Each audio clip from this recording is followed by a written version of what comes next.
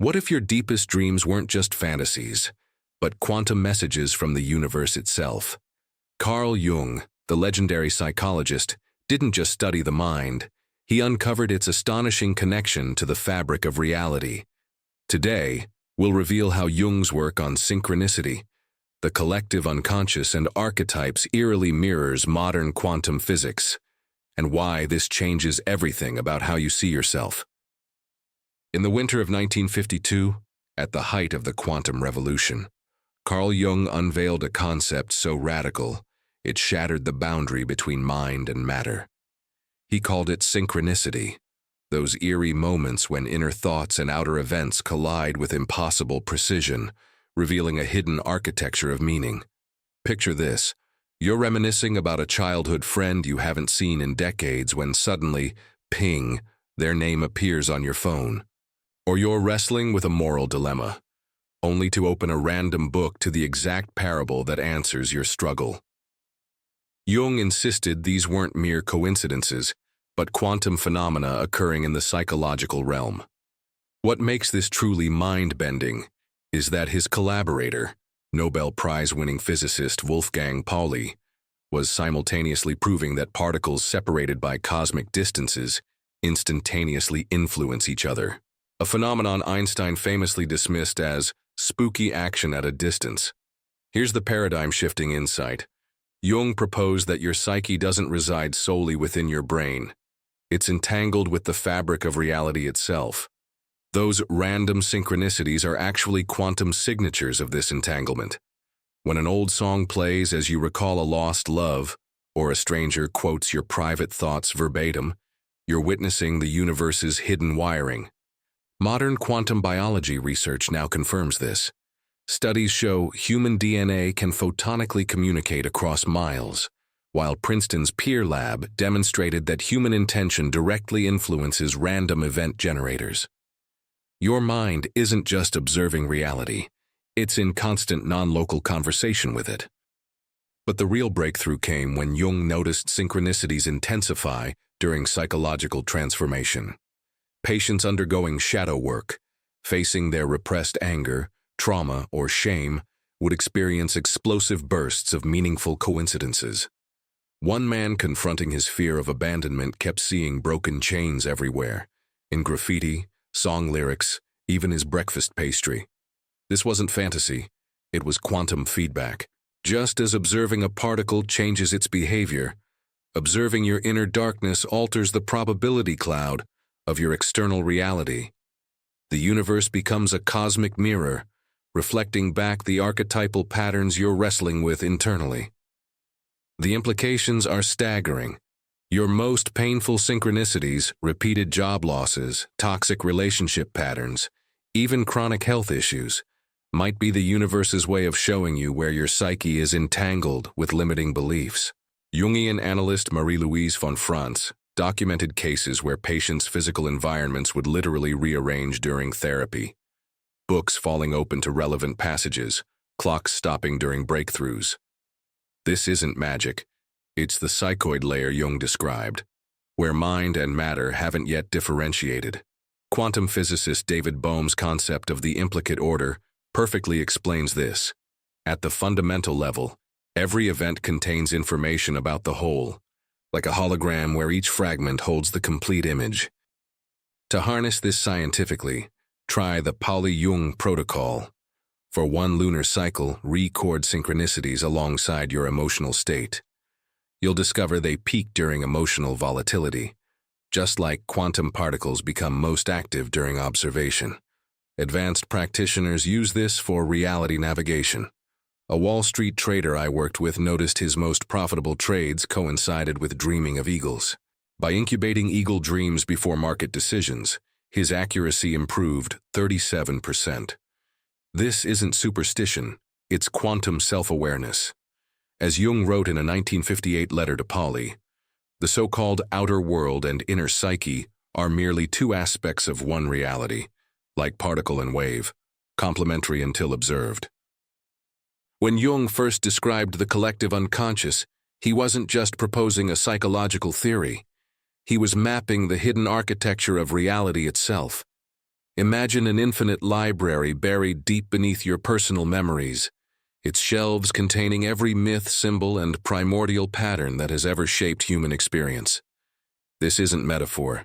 Jung insisted this psychic stratum was as real as the electromagnetic field, just invisible to our senses.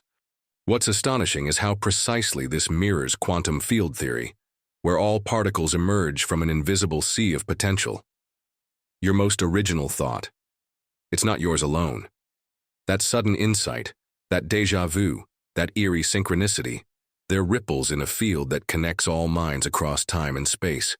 Consider physicist David Bohm's revolutionary concept of the implicate order, the idea that reality is fundamentally holographic, with every fragment containing the blueprint of the whole. Jung had already described this in psychological terms decades earlier, when he analyzed dreams as personalized myths, each one a microcosm of universal themes.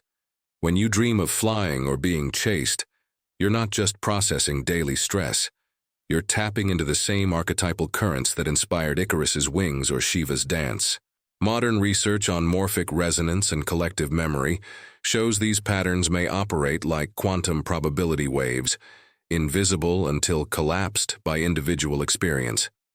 Your midnight vision of a flood might be your psyche's way of interpreting a coming emotional tsunami, or it might be picking up on actual collective upheaval before it manifests in the physical world. The most staggering discovery in quantum physics is this: particles don't exist in definite states until observed. Place a camera by the double slits, and electrons abruptly choose to behave as particles rather than waves. Jung's entire psychology anticipates this revelation. He saw the human psyche not as a passive receiver of reality, but as an active participant in its creation. Your beliefs, traumas, and unspoken fears aren't just inner experiences. They're literal filters that shape what solidifies in your life. This explains why placebo effects can rewire biology. Documented cases show Parkinson's symptoms improving with sugar pills, and why double-blind studies prove meditators influence random number generators. Your mind isn't separate from the quantum field.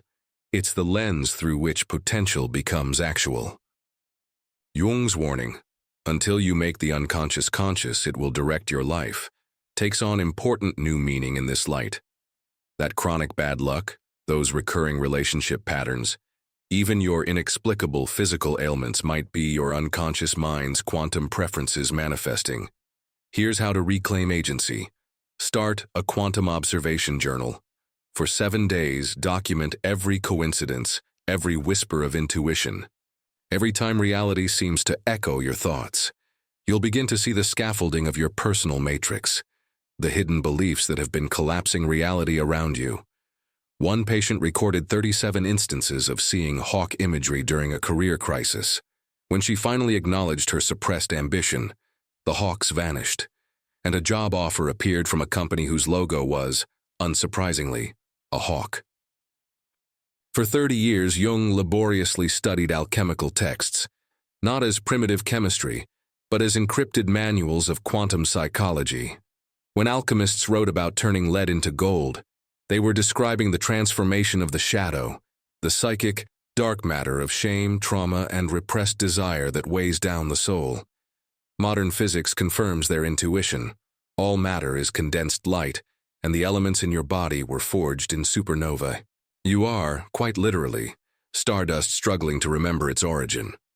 Jung's collaborator Wolfgang Pauli, the Nobel physicist who formulated the exclusion principle, recognized this immediately. In their private correspondence, Pauli confessed, "The alchemist's prima materia is identical to quantum vacuum flux. Both represent the unobserved ground of being." This explains why Jung's method of active imagination, dialoguing with inner figures, can produce miraculous healings. 2018 study at the HeartMath Institute showed that focused intention alters DNA conformation in test tubes. When you visualize the wise old man or the anima, you're not just fantasizing. You're manipulating the psychoid substrate that underlies both mind and matter. Alchemists called this the subtle body. Quantum physicists call it the zero-point field, and Jung called it the objective psyche. Different languages for the same shocking truth. Your inner work changes outer reality because there is no true separation. That creative block you've been battling? It might be a quantum superposition of possibilities waiting for your observation to collapse it into form.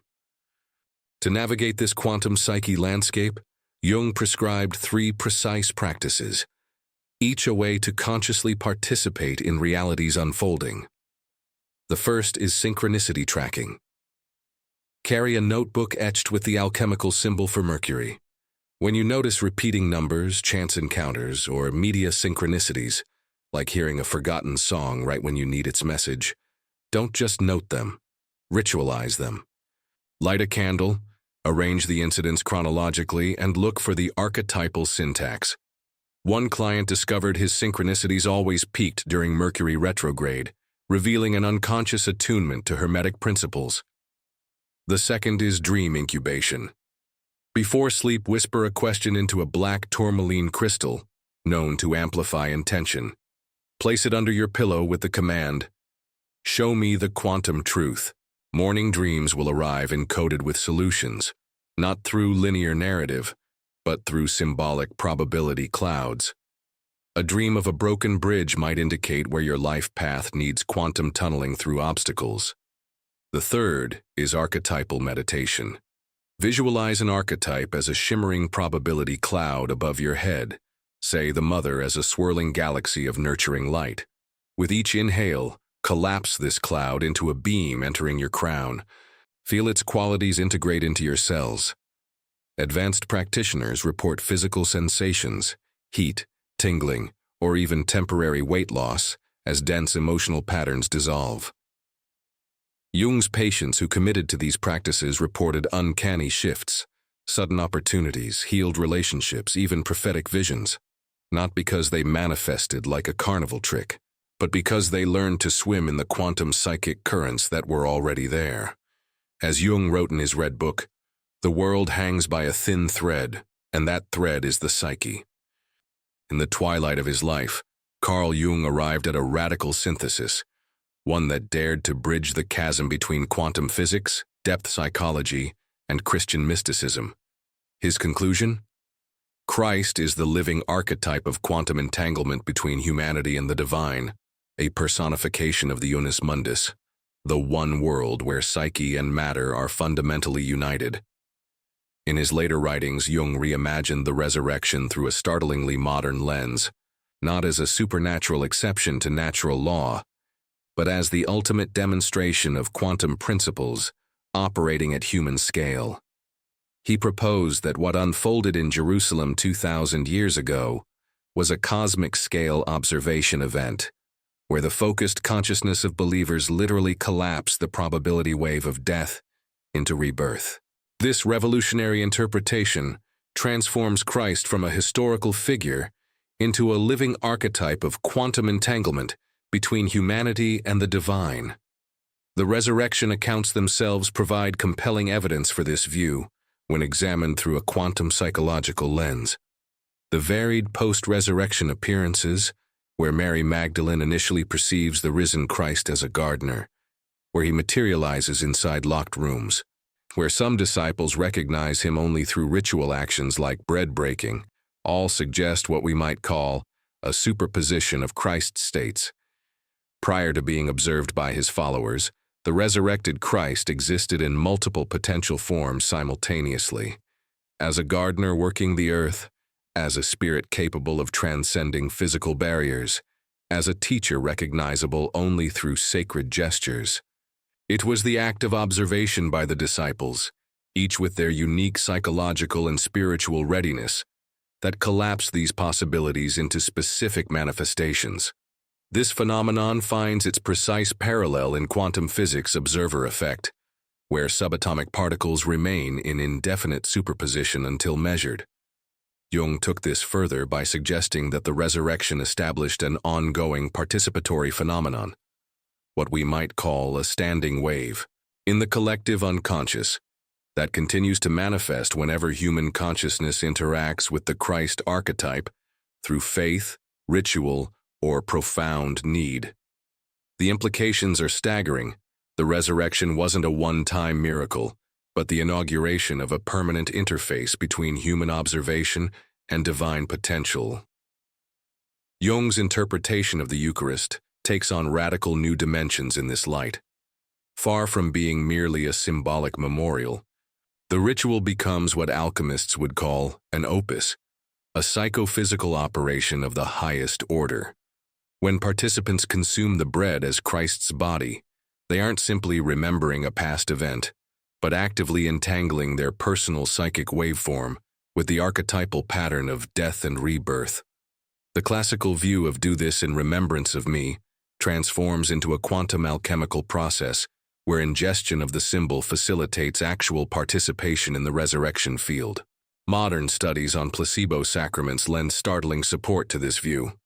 Research has documented measurable physiological changes in believers who participate in communion, even when using inert wafers, demonstrating that the power of symbolic participation can literally rewrite material reality.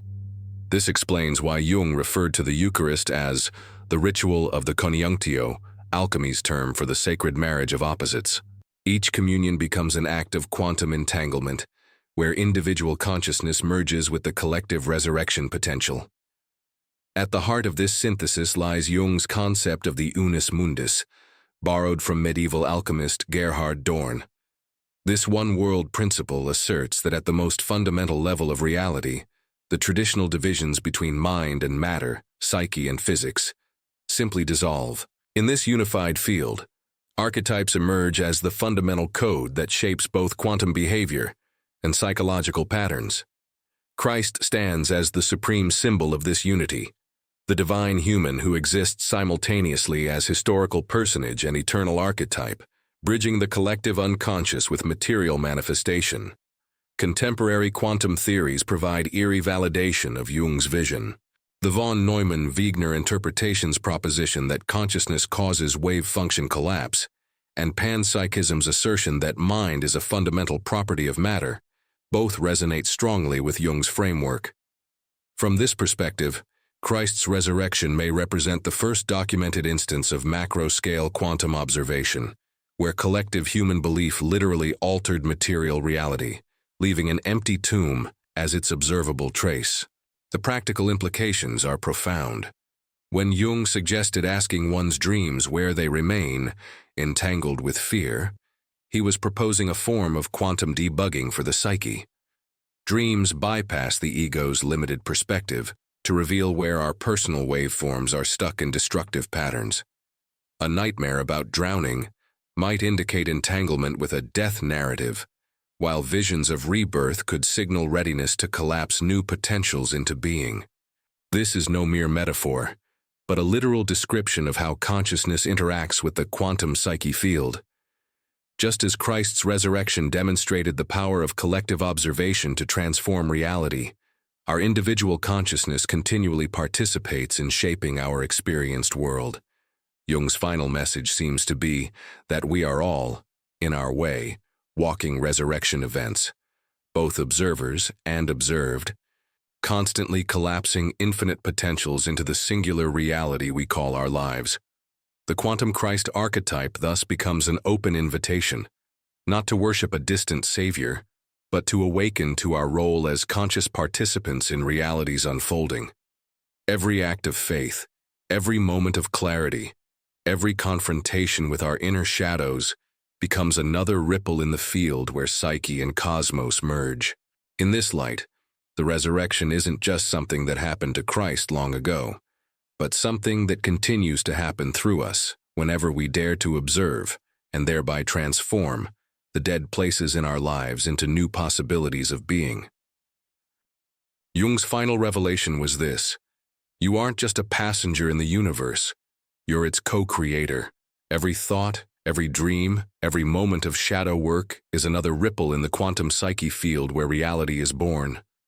The resurrection isn't locked in the past.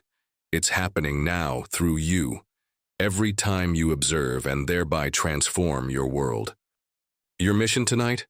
Ask your dreams one question: where am I still entangled with the illusion of separation? The answer won't come in words, but in symbols that rewrite your quantum code from within.